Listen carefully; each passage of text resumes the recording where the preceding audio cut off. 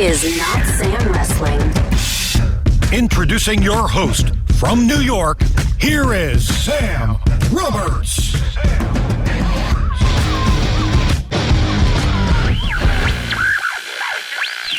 Welcome back to the podcast.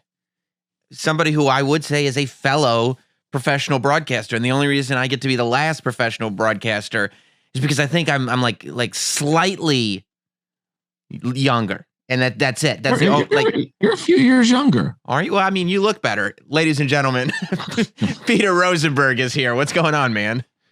The two most hated broadcasters in all of professional wrestling coming together. Mega powers unite, brother. That's what it is. It's the mega powers uniting. Now, did you, when I guess at this point it was a year and a half ago, really just took a turn and started to embrace the hate that I was getting anyway, but now it's like, I'm going to really give you a reason. And I'm sure at points you would open your Twitter account and go, oh my God, like, I thought they didn't like Sam before, but this is on a completely different level.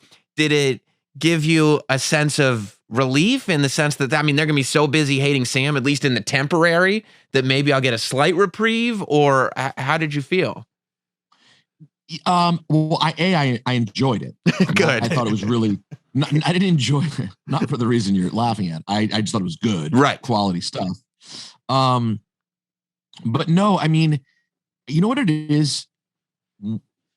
We've talked about this before, and I think you do a better job of dealing with hate than I do, at least ostensibly. Like, I don't know how much you hate yourself personally.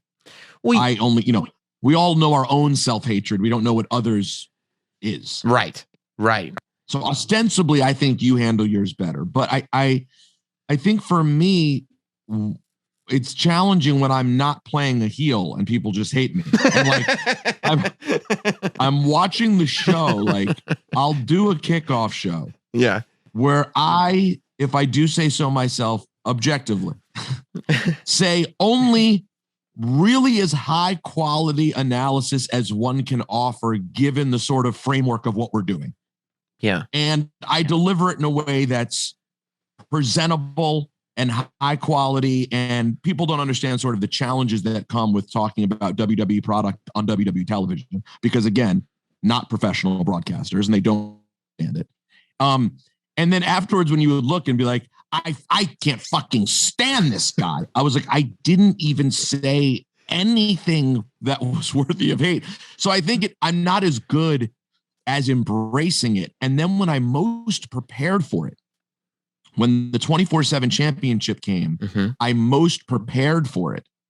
And then I didn't get as much as I thought I would get. Like, I didn't get as much hate for the 24/7 championship as I get for like random opinions that I just give on the show. Right. Yeah. As a matter of fact, I think on that show, I think it was that show that you were like, nobody wants to see Asuka. And like, I went back and watched that clip because I was like, wait, he's getting some of that Sam Roberts, like, all of a sudden, yeah. And I'm like, if anybody is going to be mislabeled a misogynist, it's going to be me, not Peter Rosenberg. But I'm like going through, and like I went back and watched the clip, and I'm like, he didn't say that at all. Like, he clearly was like, that's not what he was saying. And I noticed that you got more heat for people misunderstanding a thing that you said than I felt like when you won the 24/7 title. Yeah. You got the 24/7 title thing was actually a little more pleasant than I expected it to be. It was almost as if most people understood, oh, like that's sort of a clever thing to do with the 24/7 title, because that's what that title's for. Right. And so I think people thought it was actually, fairly well done. And then you look around, if you look at all the different times that titles exchange hands, including last time when it was traded for merchandise. And I think the way that we did it was actually pretty cool. So I'm not mad at it. Yeah, dude. I was saying on the I think it was on the Patreon podcast. It was literally like a few days ago. I only found out very recently that the 24/7 title was not on Bad Bunny anymore. It completely, I guess I just wasn't paying attention to that promo as much as I should have been, because I hadn't realized that he just handed the title back to R-Truth. So like, when people were like, it was very weird. Yeah. It was very weird. I don't know necessarily why they had to do it. I'm sure there's some logic to it, but the 24/7 title had been such a cool part of the Bad Bunny thing that just like being like, hey, here you go. I was kind of like, oh, okay. Maybe it was So like kind of have that till Mania. Maybe it was like, well, you didn't show up with it to the Grammys. Like we got SNL, but we were trying to get the Grammys too. And then you're not going to fine. If you're not going to show it at the Grammys, we're taking it away then. You can't have it. What are we going to do on TV without Bad Bunny? I mean, seriously. I don't know. Post Mania, do we move on without him? How does this happen? Yeah. And I mean, what does the Miz just start acting like, okay, it's time to get back into rivalries with professional wrestlers, where it's like, no, bro, you've been dealing with Bad Bunny the whole time. Like we forgot that you were WWE champion for a week. Because it's literally been for 4 months from January until April.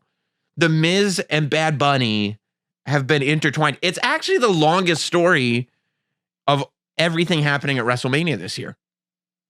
Wow. Have you already figured this out? Or are you figuring it out on the spot? No, I'm figuring this out as we speak, because the only thing that could even start to compete with that would be if you would make the argument, well, the people that won the Royal Rumble, because the Miz Bad Bunny rivalry starts at the Royal Rumble. But the people that won the Royal Rumble didn't declare. Edge and Bianca didn't declare immediately. Yeah, they took weeks to declare. So it's like the seeds were planted for Bad Bunny and the Miz before any of it. So technically, that is the longest that we've been waiting for a payoff going into WrestleMania is Bad Bunny versus the Miz. It's a totally fair point. And I mean, Bobby and Drew have history, but their real story doesn't begin until after that, a month after. I mean, yeah, technically that it doesn't, until like after Fastlane. Like it wasn't, we weren't even considering the idea that it could be Bobby and Drew at that point. I mean, some people were like, what's it going to be, the Miz versus Drew? What's it like? That wasn't even a thought really.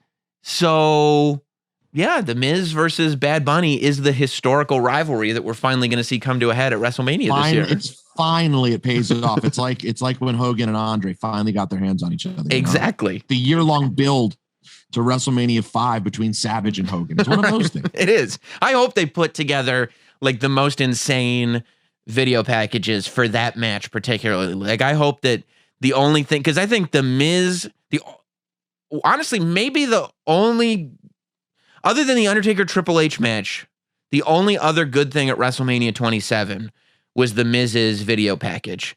The You Can Hate Me Now video package going into John Cena versus awesome. The Miz. Yeah, it was incredible.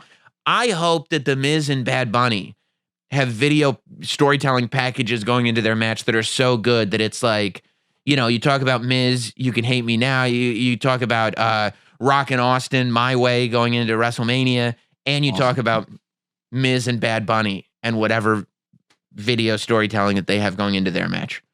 Story for the ages. How do you think Bad Bunny has done? I mean, there has been some debate, I think, on the internet. Like, I actually do think it's been an overwhelmingly positive thing. I think Bad Bunny is a very mainstream, credible celebrity to have involved with WWE. I feel like doing all this while he was at the Grammys and having the 24/7 title on SNL, like, I think that all does mean something. I think that there are some wrestling fans that maybe are not aware of the gravity that Bad Bunny has in the music industry and mainstream celebrity in general. But you're as much a music guy as I know. You're on a GD morning show, for crying out loud, talking about hip hop music. So sure. What do you think of the Bad Bunny thing and how he's been used and everything?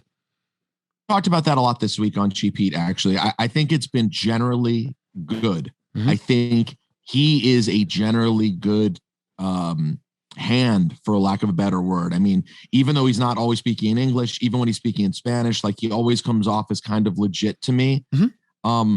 When I've seen him around, he appears to be very much what he appears to be on camera. And I don't think my only issue, I guess, is not about what they've done with Bad Bunny. It's sort of and we talked about this week, is sort of about the handling of celebrity in general on the show. It's just a bit much. Mm-hmm. It's the Grammy nominated worldwide recording artist. It's because to me, it's like this. You either know who Bad Bunny is and you get why they're doing this, or you're Dave Meltzer and you're not going to get it. Right. And you're not going to convince those people by selling them on his accolades. They're still not going to care. So just let it be what it is, and let it resonate with the people it resonates with. And if you want to get another celebrity like Logan Paul, to resonate with other people, then that's fine. But I would just say we don't need to overdo it so much. Let's treat it like it is. He's part of the show now. Bad Bunny's part of the show.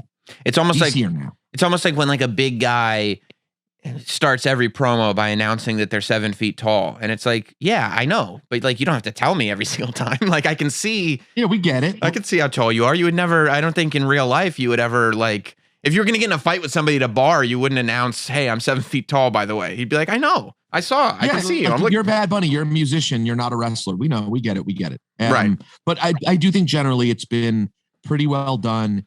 Hopefully they'll pull off a good match. I didn't love the trade of goods for the title, but that's not a big deal at all. It's silly. It's crazy. So no, in general, I'm good with it. I think he was a good choice. I think he's someone who cares about it and wants to be involved in it.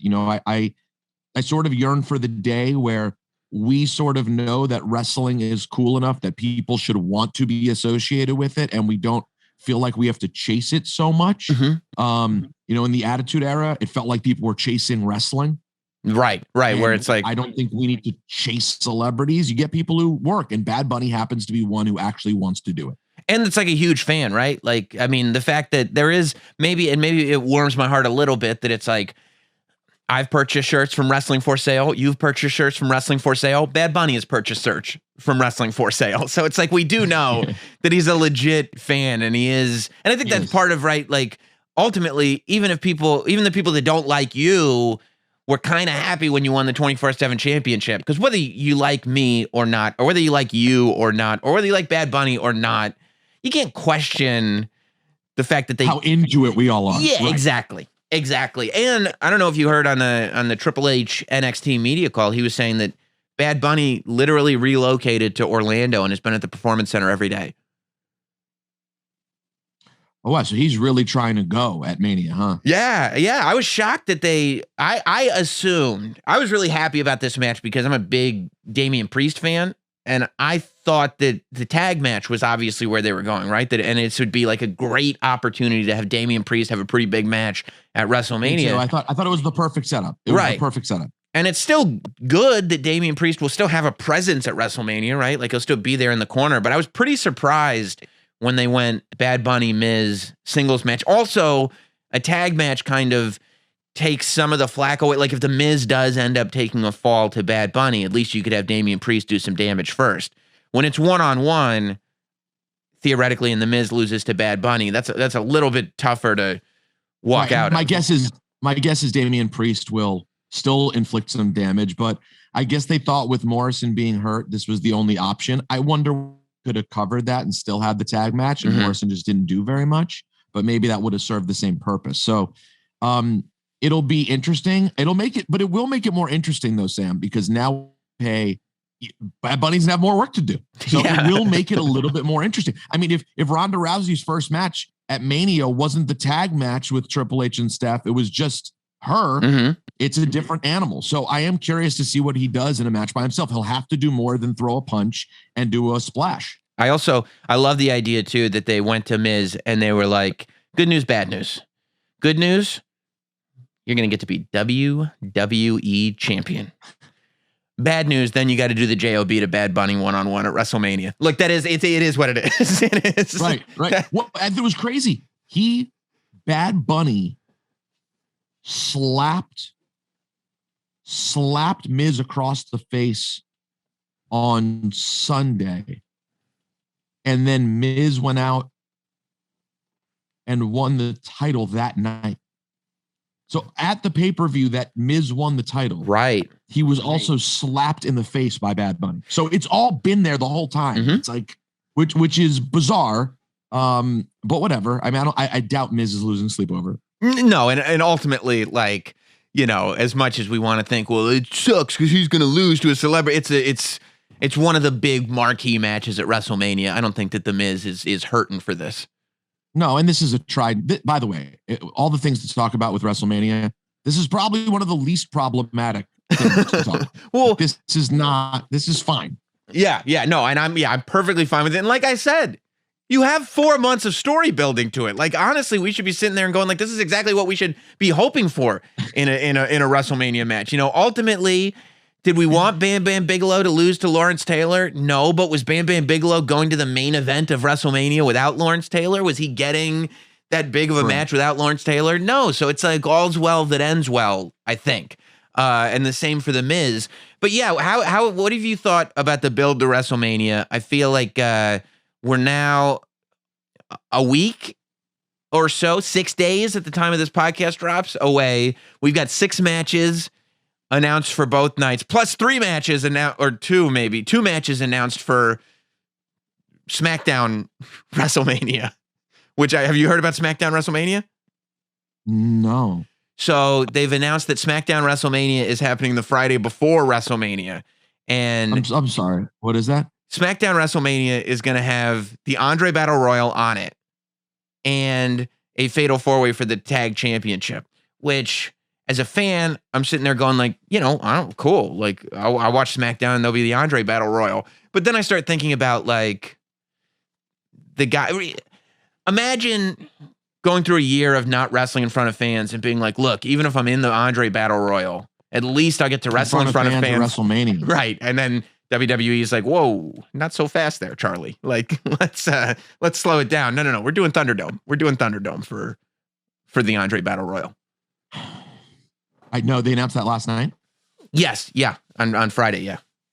I did not finish SmackDown yet. I did not know that was a thing. Okay. I mean, listen, I don't mind you now that SmackDown's on Fridays again. Right. And it's a 2-day WrestleMania. I don't mind SmackDown being a preview of WrestleMania. Yes. I get it.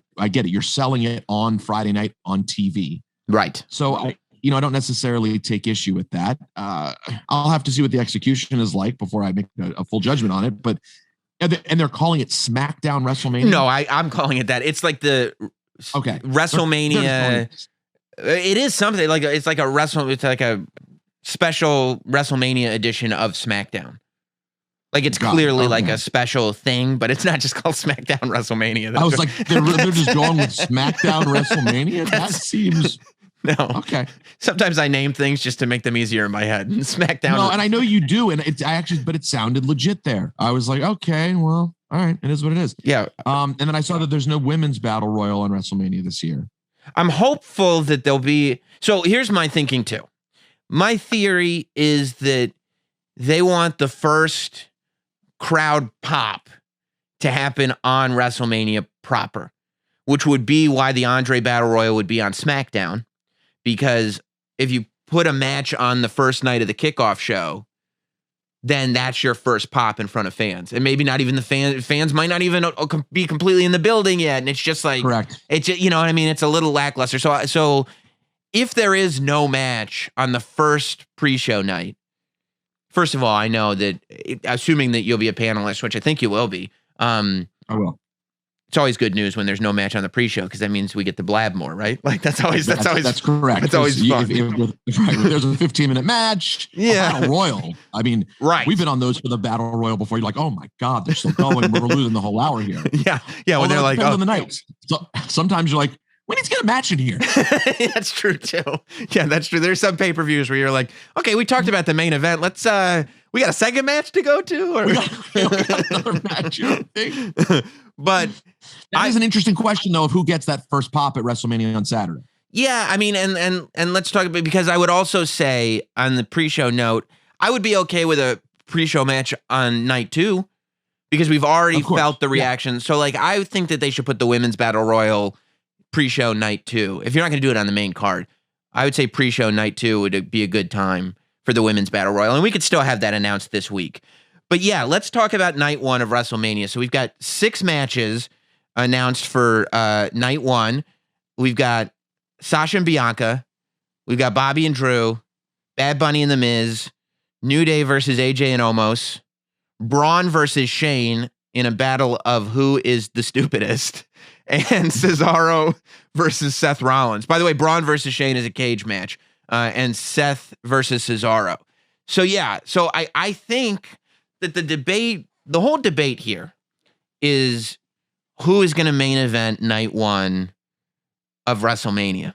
And I personally, like what I want to see is I want Drew and Bobby to open the show and for the first pop to go to Drew and Bobby. And I want Sasha and Bianca to main event. That's what I want to see night one for WrestleMania. Does the storytelling get us there? And have they kind of not done what they've needed to do with Sasha and Bianca building to WrestleMania to get us to a place where we can justify a main event? Sasha and Bianca justifies a main event just simply because the winners of each battle royal should main event each night. Oh, so you're one of these Royal Rumble should be the main event, because I saw that was a debate that raged. It did. It very much. I didn't know it raged. It raged. It raged on Twitter. I think the WWE on Fox account, whatever they put out, who should main event WrestleMania, and Royal Rumble started trending on Twitter because everybody was like, "Well, Royal Rumble should main event," and I was sitting there going, "We need to have a bigger discussion than that," because while that's been said, historically, that has not been the case many, many, many times. There's lots of WrestleMania. There's lots of Royal Rumble winners that opened WrestleMania.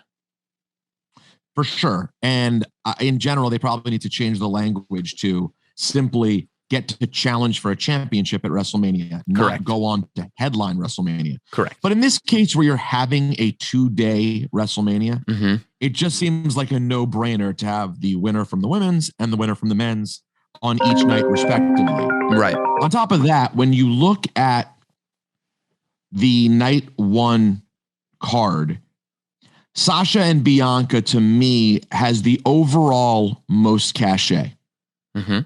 Sasha has been the preeminent star of the women's division, or tied with one or two others, for the last, well, gosh, we're pushing near a decade. What, 6-7 years, something like that? Yeah.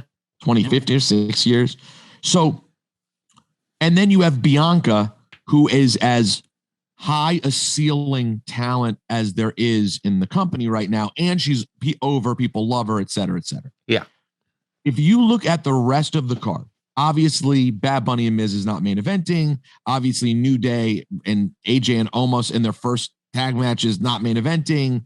Braun and Strowman, there's a world in which it could, but that would be silly. Yeah. So the only real conversations you have are Cesaro and Seth, no title involved. It'll be the best match of the night, maybe, but doesn't make sense. So it's about Lashley and Drew. And while Lashley and Drew is cool, and I understand that it's possible we could get Lashley, given how infatuated they appear to be with his run right now, I just don't think there's enough cachet with that to make it rise above Sasha when you think about the history of Sasha and the future of Bianca. To me, and the likelihood of having a great match, I think they are the main event match on night one. And I think that the really interesting conversation is, what's that first music you want to hear at the beginning of the night? The first thing we hear in front of crowds in over a year. Right. And I think that, I think that everything you said is true. My question is, have they done enough to tell the story that you just told, that you and I know is true?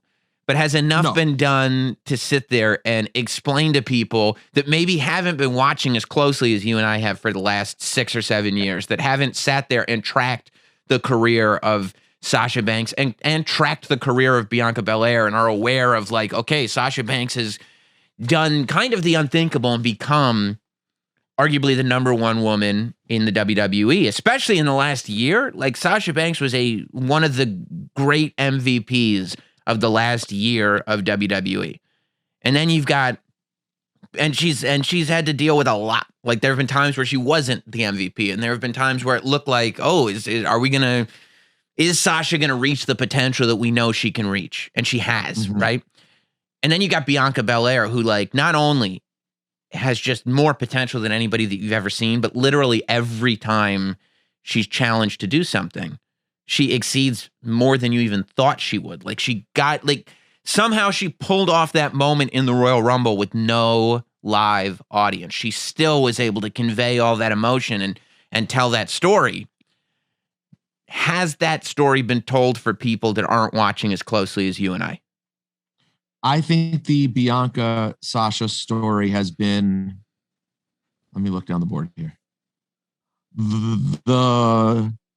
yes, the clunkiest of all the stories told leading to WrestleMania. It was one that in some ways was the easiest. You know, I think the story to tell between Sasha and Bianca is Sasha saying, you know, this is my place. And Bianca saying, it's cute that you say that and you've been around longer, but let's be honest. I'm the real version of you. Everything that you pretend to be, I am. I am the real athlete.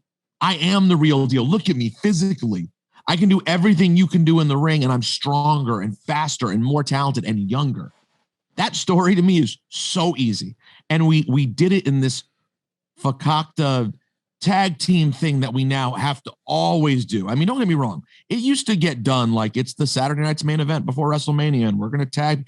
We it's not like they reinvented this, but it's become such an repetitive trope of making people tag leading into WrestleMania.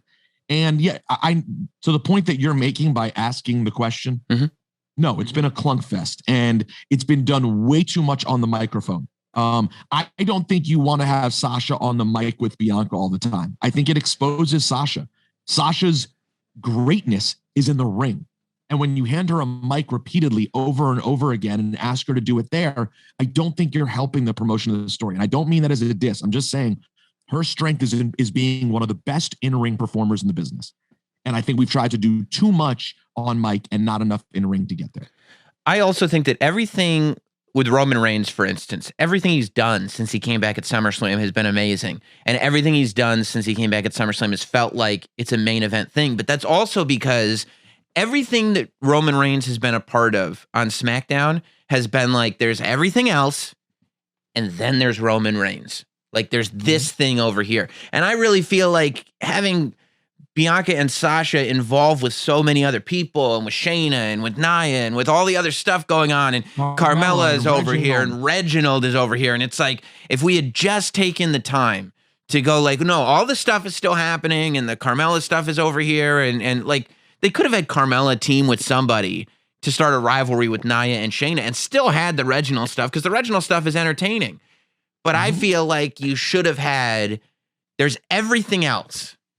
And then there's this Bianca and Sasha Banks story. Because to me, you have the potential, I think, with Bianca and Sasha to tell an Austin Rock level generational story. Like, I think Bianca and Sasha is a rivalry that can last throughout the rest of their careers.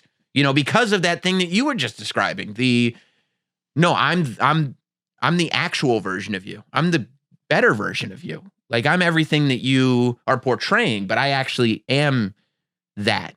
You know, this idea that, like, I mean, think about The Rock. Like, Austin's story was, I had to work and work and work and work and finally get noticed, and I was never supposed to be here, but now I'm finally here. And then The Rock shows up and he's like, that's cool for you, but I just showed up and grabbed a mic and people realized, like, I'm just as good as you and I didn't have to do any of that other stuff before. And like, that's Bianca, and Sasha is over here as Austin going like having. My first interview with Bianca after the Rumble, I said, I think you guys can be Austin and Rock. Yes. And I feel that way. I mean, that's how good they both are. You know, I still think, like I said, the Banks mic stuff will make it a different sort of thing. But I'll also tell you, Sasha Banks is maybe the best in-ring talent of all four of them. Yeah. And but obviously she's the weak link mic-wise of that group too. But they did not. You're right. You really put it well. I focused on the fact that I would have liked to have seen them, you know, maybe they each have wrestling matches against the same person, or maybe they have back-to-back matches on SmackDown against two fierce opponents, and they're talking trash about who's going to do better. You know, maybe whatever it is. I don't think we needed to do like this. It's just been a back and forth talk fest. And to your point, mixed in with so much other stuff. Isolate them. That's a great point. It's just, why are they mixed up in the silliness of Reginald? Right. I mean, let alone the fact that Carmella all of a sudden, you know, it's like Carmella came back and was about to mean something again. And then I was like, wait, where are we doing with that? I don't know. Reginald switching sides now. It just became a kind of a whatever, a total schmoz in general. But yeah, they needed some separation. The thing is, are they good enough? And I think they are, to make that match historic in spite of the build. Yeah. Yeah, I agree. I think that it's one of those things that we're going to be able to historically look back on just the match, and the build won't matter. Like it'll be one of those things that you'll go back and, going back to Rock Austin, depending on, like, even the WrestleMania 17 match, like the Rock Austin WrestleMania 17 match is, to me, by far their best, and like the one that I love. But I also click off right before Austin turns heel. Like, that part sucked. And so it's like, but just because that one little part is like a misstep doesn't take away from, this is the generational war. This is the match of the Attitude Era. This is like the match of that era of wrestling. Okay, so let's talk about that first pop that you're going to get, because that's what you brought up. And I think Drew should get it. I think that Drew's music should be the first one. You know, a story that's been told amongst fans for the last year, or a question that's been asked, is like, how does Drew get back that moment? When we walked into WrestleMania last year, I think the real tragedy that people felt, and not the global tragedy, the wrestling tragedy, the global tragedy that people felt was there was a pandemic in the world. Right, the 500,000 deaths. Yeah. Okay. Yeah, so that would be the wrestling tragedy, was that Drew wasn't going to get his moment when he beat Brock, right? Because we all kind of knew that was what this was all building to. We all felt what we felt at the Royal Rumble in 2020. And so I feel like the best thing that you can do for Drew to get some of that back, if the Drew thing has worked, by the way, like, we'll find out on that day. We won't know until that day if the Drew thing has worked, because it will all depend on what the audience response is to him. We don't know. That's going to be the most interesting part to me. How are the audience going to respond to a lot of these people? And this is why I don't like the idea. Go ahead. I do not think the crowd reacts well to Drew. And it has been, and this is not a personal knock to Drew. Again, this is about storytelling, like we just talked about with Sasha and Bianca. I like Drew. Mm-hmm. Drew has felt too forced down people's throats over the last year. And I think the idea of starting with his song and him coming out and doing the sword bit, it will be so representative and emblematic of what the pandemic era of wrestling has been. I think it's a risk you do not take. I think that you go with the first thing you hear is either Seth Rollins music or Here Comes the Money. Steel cage comes down and you hear Shane O'Mac's music. And I just think that going with something that's so based in the pandemic, yes, you don't know what you're going to get. Like, if the Hurt Business had stayed together, I would say the Hurt Business music playing and them all walking out would be this moment that might be really cool. But now we're kind of almost dealing with a new thing, which is solo Bobby Lashley and how the crowd reacts to that. Right. Which I do not think is the same way they react to the Hurt Business. Which, by the way, is probably strategic. Like, Vince McMahon knows, like, I mean, you know, people don't like to give him that much credit, but he deserves a lot more credit than he gets, I think. I think that he probably was like, we have to piss off fans a little bit and break up the Hurt Business, because otherwise Bobby's going to get cheered and Drew is going to get booed. And I don't think that that's what WWE wants going into WrestleMania. I think that's why they threw Baron Corbin in at the end right there, because we have to establish that Bobby Lashley is a heel. Like, I mean, I don't think it helped that Drew McIntyre basically went on Raw and buried the entire roster before WrestleMania. It wasn't the most babyface thing I've ever seen in the world. He just the locker room and beat the hell out of people, you smaller people. Yeah, sure. Just calling everybody wimps. Okay, well, what do you think of this then? Because I get that point. I can see that. I think that if the Hurt Business has stayed together, so the problem is that you also want the reaction that you desire, right? So if the Hurt Business had come out first, then I think you are getting cheers for the Hurt Business, because I think if there was a live audience, the Hurt Business would have turned babyface 6 months ago. Like, they're just too good. So that's why even I wouldn't have put Bobby Lashley coming out first, because I think he'd get cheered. And then once people are like, well, we cheered that guy, we're gonna have to boo Drew. But I think you're right. And there may be a propensity to boo Drew anyway, just because of the last year. Yes, I think there is that risk. I think if Rollins comes out first, he'll probably get cheered. I think that's the other thing too. The first music that Rollins and Cesaro are surefire cheers, just because right. the people that are going down there are hardcore wrestling fans, and those guys are always A-okay with hardcore wrestling fans. Well, they're just happy that the match exists, right? That's the thing. I mean, I am. I'm sitting there going like, you're putting on Claudio Castagnoli versus Tyler Black at WrestleMania? Yeah, I'm happy about it. Right, exactly. And you can't forget that. Like, that's what we're getting. And so I think that's safe. Now, listen, the Cesaro music isn't like, from a music standpoint, right, impactful. Seth is still coming down out to the Monday Night Messiah music, right? No, he's back to Burn It Down. He's back to Burn It Down? Yeah. Which, by the way, I would have popped even more for the Monday Night Messiah. I thought that was. I did too. I loved it. I loved it. I loved it. But Burn It Down too. I mean, either one works, but don't be surprised. I don't think we should be surprised if it's Here Comes the Money. Okay, so all right. So here's what I'm thinking. Although Braun is supposed to be the babyface in that That's match, what I mean. Also, talk about a wonky story. I mean, that match makes no sense whatsoever. And I feel like there is a possibility that like the same fans that are, I can't believe that Rollins versus Cesaro one-on-one just straight up is happening at WrestleMania, are also saying for all the other reasons, and I can't believe we have to sit through Braun Strowman versus Shane McMahon in a steel cage. What do you think of, so you want to capture that energy, you want it to be positive, and you want it to be positive in the right direction. Baby faces that we can always count on to get the right reaction.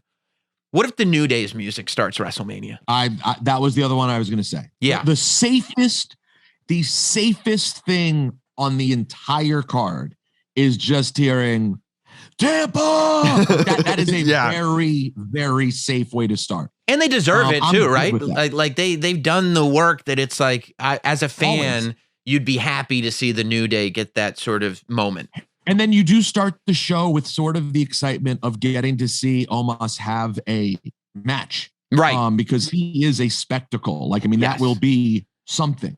Yeah. So the only thing that I'm irked at, it all ties back to the Hurt Business. Yeah. I knew when the New Day took the title from the Hurt Business that meant the Hurt Business was finished. Right. So I resented that title change because I was like, I don't want the Hurt Business to break up. Right. And why the hell does the New Day versus AJ and Omos, which just started, why are titles needed? If the New Days are involved, you don't need titles. Right. They are above titles at this point. It's nice when they get them or lose them. It means nothing. They're the New Day. They are the tag team division. I would agree. AJ and Omos getting a win over them could be about nothing but AJ wanting to shut their mouths. Right. Listen, even nerd fans like us, we don't care that AJ hasn't won a tag title before. No one cares. No. Like, you're not sitting there going like, AJ Styles is one of the greatest of all time. He never won a tag title. That doesn't exist. It doesn't exist. So anyways, it didn't need a title, but it's here now. And I am hopeful about Omos. I love having a character like that. Like, I think he has a chance to be, he could be like the great Khali, except maybe he could be really good. And I know he's going to the Hall of Fame this year, but I Omos could be maybe better in ring. He certainly is better. He's certainly way more expressive with his face. He has a range of emotions. He's actually kind of funny. I think he could be a cool talent. I know he's very green, but I think he could be a cool talent. So I'm excited to see what he could do. Well, and it doesn't hurt that he's got one of the greatest wrestlers of all time as his partner. So like, there's a lot you can hide behind the fact that AJ Styles is untouchable, right? Yeah. So So I would probably, if Drew is too big of a risk, which could be, then I think your other option is New Day. Because I think that with Seth and Cesaro, I think that match is sort of one by a bar. It's two, and also, is that a little pun because of Cesaro, the bar? Wow. I think also you really want Cesaro to get cheered, right? Like you really want Cesaro to come across looking like a star. You never thought he's finally getting a singles match at a WrestleMania. So if Seth gets the intro first, and between the two of them, if one of them's going to get the first pop, Seth, you're right, musically, Burn It Down is how you start. I just feel like Seth would come across as the much bigger star, which he is. But here's the thing. I don't think that's the energy you want. What if you go Cesaro first?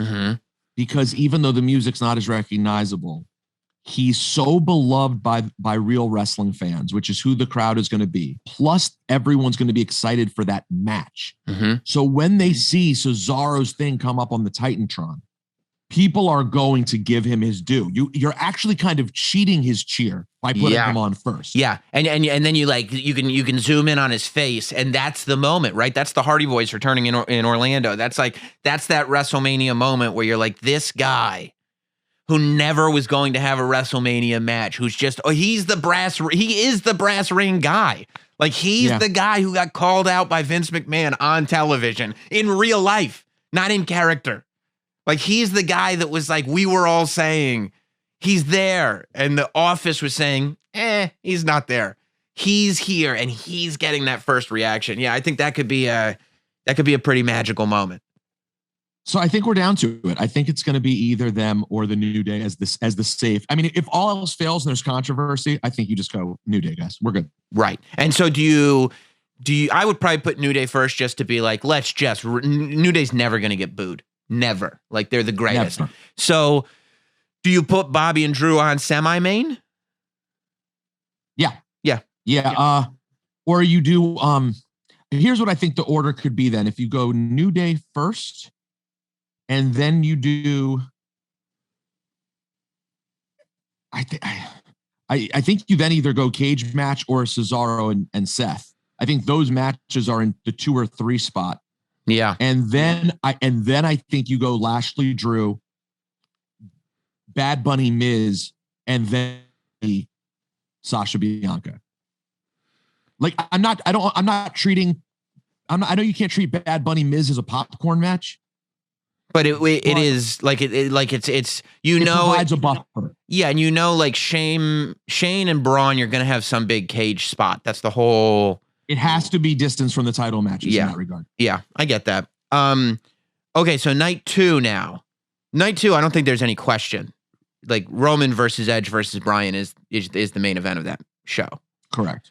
Now, how do you feel about Bryan being added to the match? It's really weird. Like as I'm reading, the people's opinions and stuff like that, it feels like I read a lot of people wanting Bryan to be added to the match. And then once he was added, I'm reading a lot of people that were like, why can't you just leave well enough alone? You're overbooking it now. And I'm like, what? Go, just relax, guys. Like I personally, I like it. I think that my personal preference after the Royal Rumble, I wanted Edge to challenge Drew and to be that kind of generational. I wanted Edge to almost take on the role that The Undertaker took on the Joe Rogan podcast and kind of be this sort of, this generation has to prove itself to me, and then have that be the hurdle that Drew has to get over. So when they did Edge versus Roman, I was like, I'm never going to complain about Edge versus Roman Reigns, but let's see how this builds. Like, okay, like it's the biggest challenge that Roman has had, certainly, but I think that they made the right call, in the sense that regardless, like Bryan is in this position where he could lose every match, and people are still like, I wish he was in the main event of WrestleMania. And now it's really interesting. I could see any of these 3 winning. I think that there is a lot of story coming out of any of these 3 winning, and the fact that it's a triple threat now means that there are multiple ways you could do this where Roman could lose the title without taking the pin, and the Roman Reigns character goes on, and maybe you go on to have Roman versus Edge at the next pay-per-view, or Roman versus Bryan at the next pay-per-view. And I also like that Edge has gotten bitter and kind of turned heel, because I don't think that people thought that they were going to go that route. And it actually makes sense to the Edge story, where it started being this sweet sort of, I never thought that this would happen. I'm just going with the flow. Who would have thought I'd be in the main event of WrestleMania? Oh, gee golly. Yeah, boring. Yeah. And then it's like, here comes Daniel Bryan, and well, you're not going to ruin this for me. And you're like, I was hoping that you weren't going there, because that's what I wanted to say. To me, the whole thing, everything about this match, however you feel about it, is justified by the fact that now we have heel Edge. Yeah. That to me is the whole thing. Edge is better like this. Mm-hmm. This is who listen, there are 2 generations of Edge, really. And of the latter generation of Edge, which was his biggest run, he was by far at his biggest when he was a bad guy. And the second he came out with the new, with his old, real rated R superstar version of Edge, once we got to see that, you were like, oh yeah, Edge. Right. This guy's awesome. Yeah. Because up till then, we already got the excitement of him coming back a year ago. We got the pop at the Rumble, and it was awesome. And we saw him in that, oh shucks, I can't believe I'm back for a while. But the truth is, he is better this way. And it is a better, more interesting WrestleMania with that Edge involved. And I think you're right. Roman leaves WrestleMania without being pinned. And I think that's important too. And you're never going to have a bigger baby face in the world than Daniel Bryan. It's going to be one of those things like Daniel Bryan potentially winning the WWE championship. And Bryan's at a point in his career where people are looking, going, you're not feeling like this is just a monkey wrench thrown into it. You're looking at this going like they might put the title on Daniel Bryan. Of course, you can't look at it like it's just some throwaway. It's Daniel Bryan. Right. There's at least a 33.33% chance that Bryan leave. And I did my Steiner math, and that's as good as it's going to get in a triple threat. That is correct. Yeah. So I think that Edge, I love that Edge has come back, not just for a glory run, not just to have fun, but it really feels like Edge has come back to tell good stories, because everything that Edge has been involved in, I love this version of Edge that's there because he loves wrestling and he loves storytelling. And I think that this is by far the best story going in. And I think that making it a triple threat and adding Bryan has added a layer to the story that makes it so that you care. It's not just about seeing three superstars in that match. It's I care about the ramifications. And that's important because every match that Roman has had, right? All of Roman's main events have had some kind of interference. You've kind of known, you didn't think KO was going to win the championship. You didn't think Jey Uso was going to win the championship, but none of it mattered because you had faith in the fact that this version of Roman Reigns is a storytelling machine. And I feel like we've finally gotten to a place going into WrestleMania where Roman still has just as much storytelling ability, but for the first time, we're also saying, and he might lose the title. And what does that look like? Yeah, and being that he does want to tell good stories and he wants to work with all these people, of course he wants to work with them at his best. And to me, the ultimate opportunist, rated R superstar Edge, that is the best version of Edge. And especially as an old dude, he looks kind of evil now. His general look is easier to turn into looking really bad. Right. This is better. Yeah. And I'm excited to see any outcome I think is interesting of this match. Yeah. Grizzled turns into bitter very easily. And I think that's what we're executing, because Edge comes back looking grizzled. And it's but what if we just tip that a little bit? And now he's a grizzled, bitter veteran. And you're like, yeah, right. Yeah. And I get that. Okay. And he should be bitter, right? I mean, this is a guy who, when he left, it was what? And he's still underrated for his run. His stuff that he did, he's one of the best main event heels in the last 15 years. And people don't put him on that list. They don't give him credit for that. I mean, he is as important to John Cena, I think, as Randy Orton is. Me too. Yeah. Edge was, you could argue Edge was the number one foil for John Cena. I would argue that. He's my favorite foil I would probably do Edge, Orton, Punk would probably be my list in that order for Cena. Yeah, and I think Orton may be the better wrestler, but Edge to me was the more interesting character. Oh yeah, to Cena. Yeah, Edge was the better professional wrestler. Right. The whole sports entertainer thing. But I mean, they were both in the greatest wrestling match of all time. So what are you going to do? That is confirmed fact. Big straws. So in terms of opening night 2 of WrestleMania, that's a little more complicated, I think. You can't really do. Are you? I'm a horror movie fan, so I'm loving the Fiend's wackiness. From the beginning, this was never pro wrestling to me. This was always Jason Voorhees to me. So every step of the way, when the Fiend came back and he was all burned up and everything, I'm like, yeah, that's what happened when Jason Goes to Hell. He doesn't come back looking like he wasn't in hell. He comes back looking looks like he went to hell. Yeah, it's tough, man. It's hell. You know? Give the guy a break. Yeah. When Jason gets burned alive and he comes back, it'd be ridiculous if he came back not looking burned alive. Like he was burned alive. Like, let's not, but he's Jason Voorhees. So, you know, it's really, this is to me a very interesting match because Randy Orton has had the best year and a half of his career, I think, which nobody saw coming. Yes, but and that's only because he's had such a long career. Like this should be the Twilight kind of part. This should be the coasting. And I feel like he's working at a higher level than he's ever worked. However, there's something about Randy and Bray that when they get together, it's got all this potential.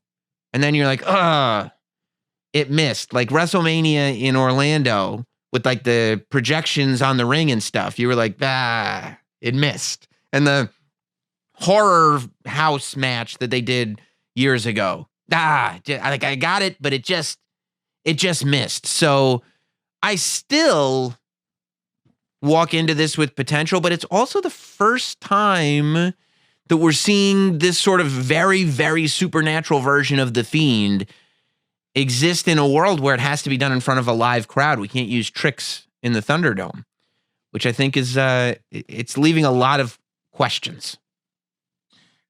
Well, yeah, and I just think about how much it sucked when he got pinned on a stage by Goldberg in Saudi Arabia. Oh, we don't talk about that match. There's a couple of matches we don't talk about. Yeah, that actually never happened. It didn't happen. Like so I'm unfamiliar with that particular match. Yeah, no, it didn't happen. So yeah, I think this is going to be. I wonder if this goes full produced and they kill the lights at the stadium and then throw it on the big screen and it's a movie for everyone. Does that put whatever comes next? Like, let's say that's the semi-main. Does that put the main at a disadvantage? Because it's like, do you bring 25,000 people back for the first time and make them watch a cinematic match? Well, I mean, you have a lot of other great stuff because you have that triple threat, because you have Asuka and Rhea. I don't know. You know, listen, to me, it's not about that. You can't overthink about what you owe the people because they're back. I think you have to think about what's going to be the best form of entertainment for everyone, for the audience. It's only, dude, we're talking about 30,000 people there. And we're talking about hopefully millions watching at home, right? So you have to deliver the best thing you can deliver. I personally would enjoy the lights being killed and kind of watching it on the screen. I think it would be fun. Yeah. Yeah. I'm not opposed to that at all, but it depends, I guess, where you put it. But I do think that's a weird match to have with fans there. And I know you've been into it, and I'm a huge horror guy myself. This has been clunky too. There have been moments here that I'm lost at. I understand Dip loves it too. He's just like, whatever. I guess maybe I'm a little bit biased towards it, against it, because on the kickoff shows, it's very hard to analyze without just being ridiculous. Right. Like, what do you say about the Fiend right now when you're on a wrestling show? Right. Like, yeah. I mean, it depends what magical powers he uses, of course. Right. Like I think about, like, when you talk about, like, let's say they were doing that at an NXT takeover and I'm sitting there talking about like Walter and Ciampa and how these are like this, it's so legitimate and they're so going to fight and it's going to be physical. And then it's like, and do you think the Fiend's going to get involved? And you're like, oh, I forgot. We're talking about make-believe. We're talking about like, we're talking about fun and make-believe and anything is possible with this match. So I don't know what they do. I'm not, that one's a hard one to speculate on. That's why I tend to lean towards production would probably be the best route as opposed to something that's just really, I don't know. They all of a sudden have a regular wrestling match now? It would be funny, yeah, if he just came out as Husky Harris, like he just ripped the mask off and here's Husky Harris, elbow pads, yeah.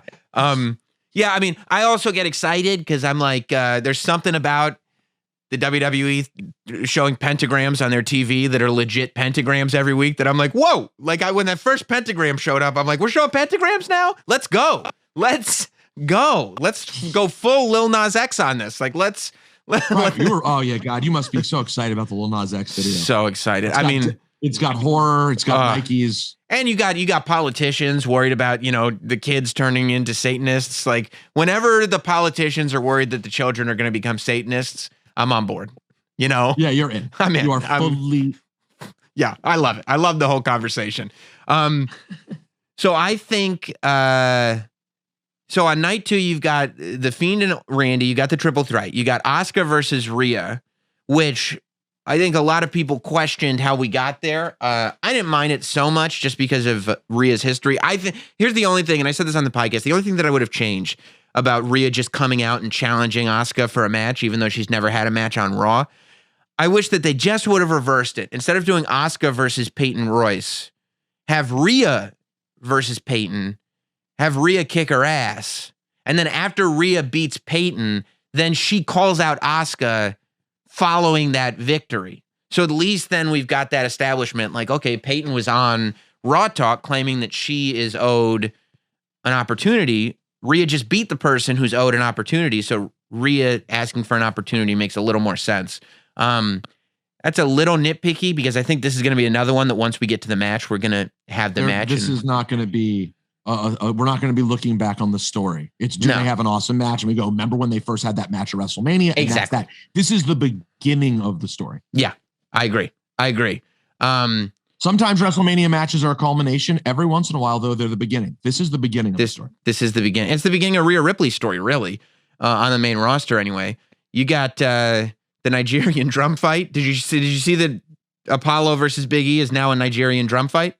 I saw that. I'm not familiar with the rules of the Nigerian drum fight, but I saw that it was announced. I actually Googled because so much of, and I actually like that Apollo's, so much of his character is based in a legitimate cultural identity, that it's not just sort of made up stereotypes. It's actually, drawn from Apollo's roots. So I actually did Google Nigerian drum fight to see, is this like a real thing? I couldn't find any data on that. Okay, it's not a real thing. I couldn't find any specific data, but maybe I could have, maybe I need to search more. I don't know. I just personally, I'm not a journalist, I'm a commentator. You did the basic work. You did the basics. I did the basics. So let me check. Yeah. And I couldn't find anything. So I'm not 100% sure the rules on that one. It is tough though to see what is first. Like what's that moment first? It's kind of tough on this card. I feel like for me, the first match is Riddle versus Sheamus. I think that Sheamus's music is a good first music. It's not as important because you could have some matches on the pre-show. You've already had that moment on Saturday. So it's not like you're trying to repeat the exact same moment. This is not the first time in front of fans. So I think Sheamus's music coming out first works. And I think starting the match with Matt Riddle and Sheamus just kicking the crap out of each other is a pretty strong way to start WrestleMania. Agreed. Yeah. It's safe. Yeah. And it's not like a super important story, but they'll have a good wrestling match. Exactly. And I love that they just decided like 2 weeks ago to let's do Kevin Owens versus Sami Zayn. I love that that's the sort of, talking about long-term rivalries, that's the Batman Joker relationship that Sami Zayn and Kevin Owens have, that sometimes they'll have matches where it'll be like, this is everything. This is a blood feud. This is a rivalry that's lasted for years. And other times it'll just be like, they're not getting along very well right now. So they're going to have this match. So I love that. It's so true. I love that. So this is it just becomes a little chapter like, oh yeah. And they had that Logan Paul match at WrestleMania. It's so true. That's a great point. It's a great way of looking at it. Yeah. When you look at this card, the 12 matches. Yeah. Do you feel that you can't help but think if you stripped it down to 8, it would be a solid WrestleMania? Yeah, definitely. I think if you did Sasha and Bianca, Bobby and Drew, you got to keep Bad Bunny and the Miz because this no matter what. Got to have a celebrity. Keep Cesaro and Seth. Obviously, keep Cesaro and Seth. You're keeping for wrestling purposes. Roman, yeah, obviously the Roman match, obviously the Asuka match, and then the Fiend. At this point, the Fiend and Randy. You gotta have the Fiend and Randy, and then I'll probably put the New Day match on just because, like you said, almost is a spectacle, and the New Day is always that is so a good good. spectacle. Yeah, and then if you want to have Kevin Owens and Sami Zayn or Big E and Apollo, you could have had either of those, and that would have put it at 9. Right, if you wanted to. If you want, you wouldn't necessarily have to. You know, I think that there was it at 8. Right. Yeah, because I think there was more going into Big E and Apollo at Fastlane than this time. Like I said that I wanted Apollo to win the Intercontinental Championship at Fastlane. So the story going into WrestleMania is Big E trying to get the title back. And that way it kind of... I wouldn't have been mad at that. Yeah. Yeah. And so now, especially because, you know, we got a little wonky at the end of Fastlane there, figuring out who won between Big E and Apollo and just the weird finish. I think that wasn't the most helpful thing in the world. But, man, I'm excited. I love that WrestleMania week is 10 days this year. I love that we've got Monday, Tuesday, Wednesday, Thursday, Friday, Saturday, Sunday, Monday, Tuesday. So 9 days. I love that we've got WWE programming for the next 9 days. I love that there's going to be fans back. That's what I'm most excited about. I'm excited for the whole thing. For sure. Yeah. Yeah. I think it's going to be awesome. Very curious to how it's going to feel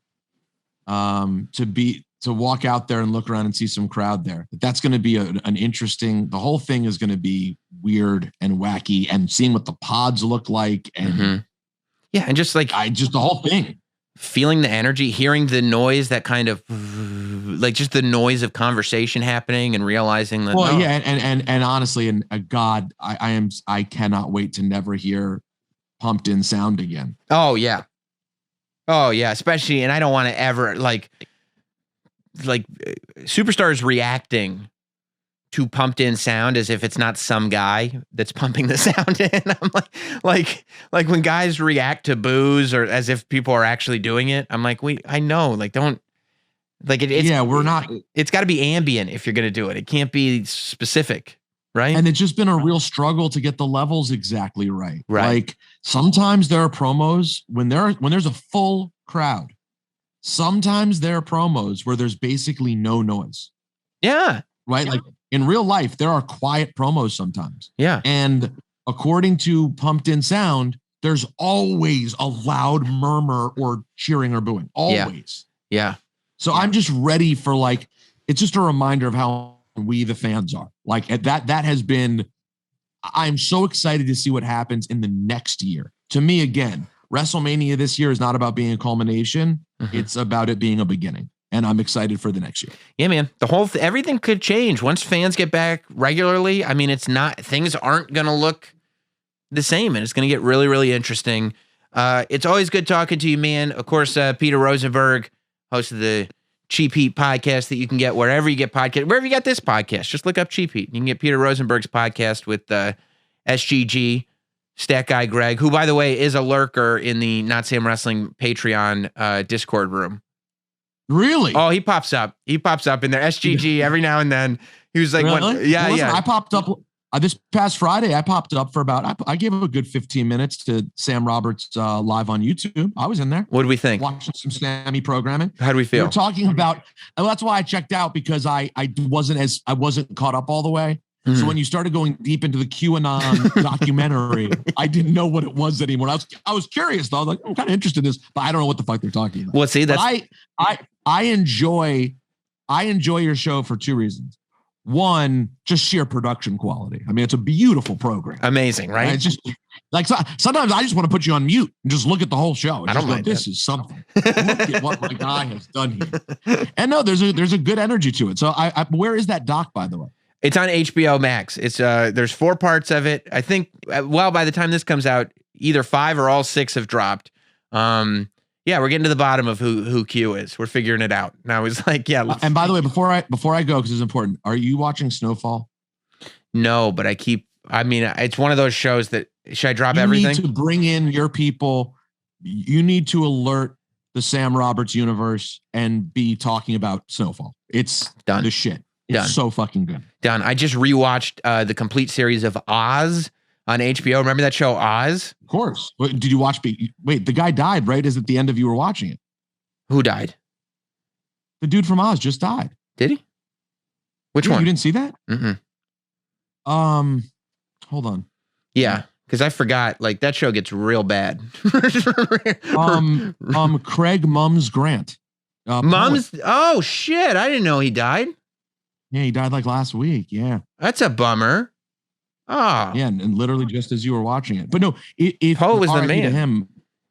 But if you I always Snowfall is, I know this is really lofty, and of course it's not exactly that, but in terms of what it deals with, it's kind of Breaking Bad meets Narcos, and mixed with just beautiful 80s feeling cinematography and music, like the level to which they do the early 80s. It's just it's great. You'll really enjoy it.